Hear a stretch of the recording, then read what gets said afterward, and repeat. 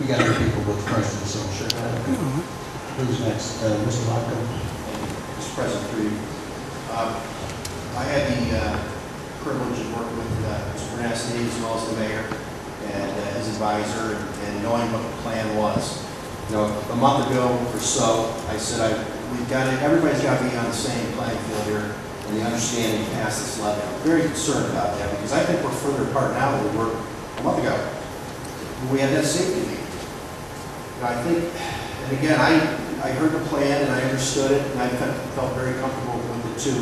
I have no problem sitting up and saying, you know, give the chief a chance. I'm willing to take that chance. But understand, if he can't make it work, when we review it in a year and a half, it's not working, we're going to change it. That's just the way it is. But I was willing to give him a chance. You know, I'm hearing all this, like again, I'm hearing everybody's, again, I think we're further apart now. You know, I think we need to keep the dialogue open here and have more discussion. And maybe not tonight's not the night we need to catch our breath here. But again, I would be willing to handle the meeting and safety, what have you, wherever we'd like to go with this. And I'm not sure, you know, it's the mayor's, it's his call. But I just think we need to keep talking here and get this thing done, or look at the different views. You know, Mr. Pulaski said tonight he has a concern. Well, I didn't hear that a week ago. This ain't been like a roller coaster. It's been up and down. I thought we had a deal done 2 weeks ago. And it keeps changing.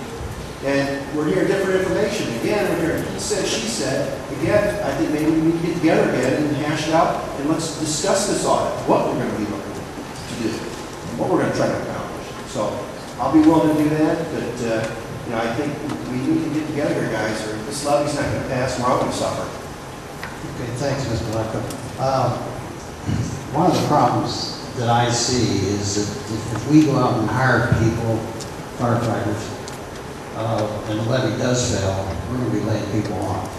And so, you know, I want to follow up on Mr. Locke's statement. I think we really have to get on the same page. And we all have to pull together and make this thing work.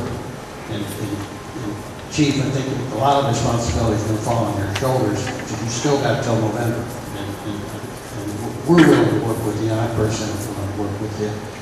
And I think everybody on council is the same mind. So, I guess my one regret was that I didn't network or talk to you people sooner. And I probably should have. The other concern I like to say about the 175 that I've stressed I don't know is that this is all overtime. This is training. This is emergency manpower. And I think my biggest concern was, the sick leave, if it was caused by injuries at fires, and we go over that 175, and whether people like to believe it or not, City of Elyria, you compare us to a comparable city, our size, we have more structure fires. Okay? We have more structure fires than most cities our size and our demographics. Research. Google the Boston Globe. The Boston Globe has right on there when they study fire departments. Well, I don't want to have, if I'm the captain that gets hurt,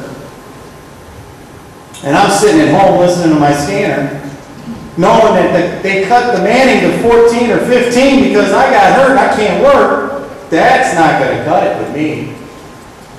It's one thing if there's an abuse of sick leave. It's another to cut us because these guys are getting hurt doing their job. Yeah.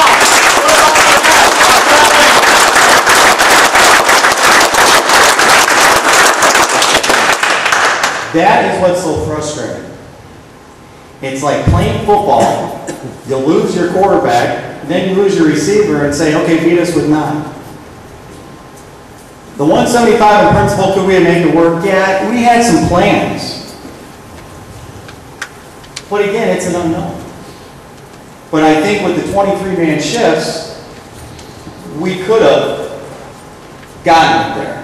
But there's too many unknowns. And I think what ended up happening, and it's no one's fault, the mayor is charged with running the city. And I understand his concerns. He's got bigger ones than I got. And I wouldn't want his job. But he still has got to realize that, unfortunately, it's not just Elyria, it's every city in America, the failure of politicians to really understand the fire service. And I guess that's our problem, and maybe that's why I jumped at the chance to be the chief, so I can try to do my best to provide you with an education of fire service in Elyria that I feel was sorely lacking in this community for many years. And I mean no disrespect to previous chiefs, but maybe I just like talking to you all. I don't know. But I was going to give it a shot. But my fear with the 175 was just didn't know. And if I got some guys that want to go blow off a day on sick leave, I'll handle them. But if they get hurt and you cut us, that's a different story. So, again, is 175 okay? Yeah, but I wasn't going to sign my name away in blood it was going to work, because we deal with too many unknowns. And I researched annual reports, and in 1982, we had 74 firemen, and we still spent $324,000 in overtime.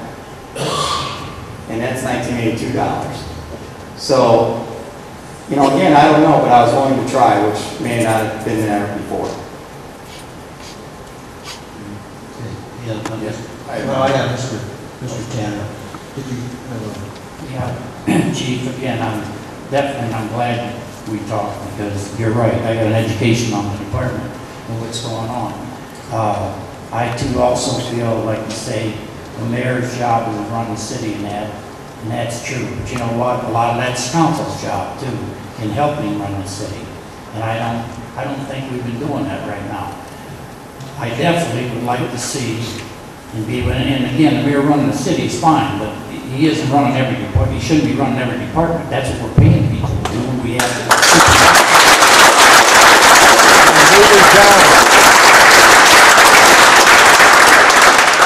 I would like to definitely, of course, I'm as frustrated as any of these other guys. I'm sure this going over and over and explaining it to the public every time somebody asks what's going on.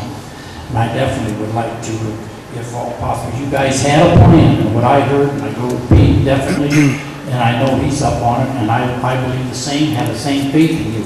And what we need to do is let you go run the department, give you a chance, and see how it comes down.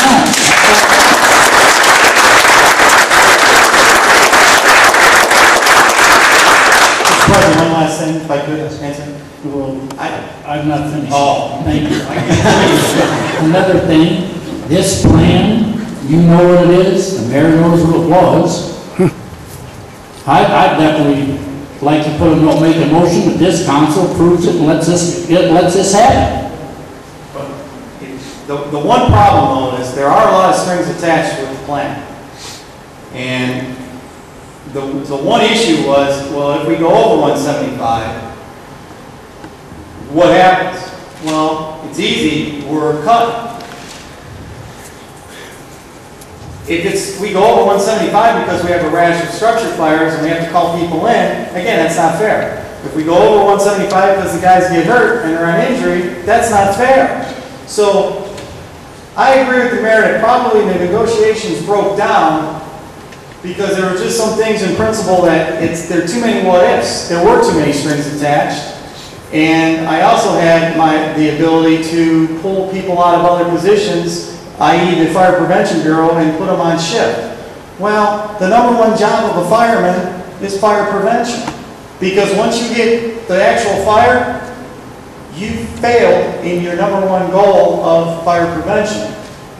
So, and you're done. So, prevention is important. Now, could we have done it? Well, if it's a last-ditch effort, I told them, yeah, I guess I have to keep the fire stations open. But it's sacrificing another part. We are an expensive service. I pleaded for a new pumper. Tonight, it was with regret. We had to turn the city of Lorraine away, I'm sure, they had a working house fire. We could not fill in. What I mean by filling in is go cover the city of Lorraine.